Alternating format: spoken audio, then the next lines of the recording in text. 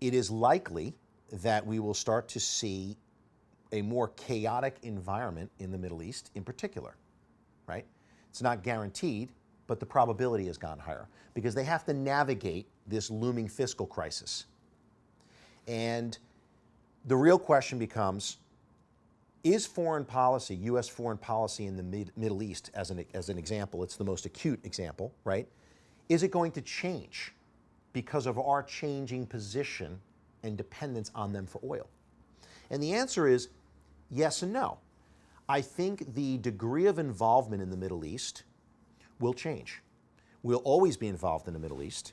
Since the Carter Doctrine and then the Reagan corollary to the Carter Doctrine, to the potential that we even use these doctrines as a basis for a 2003 involvement in Iraq. So I think it gives us incredible optionality and leverage. You know, take China, for instance. China's the #1 taker of Middle East oil. That will probably influence how collaborative they are and cooperative they are with the United States in issues that may overlap in the Middle East.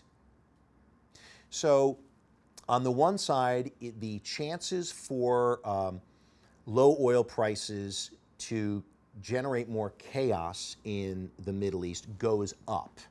However, the U.S. itself has a lot more optionality in how to deal with issues in the Middle East.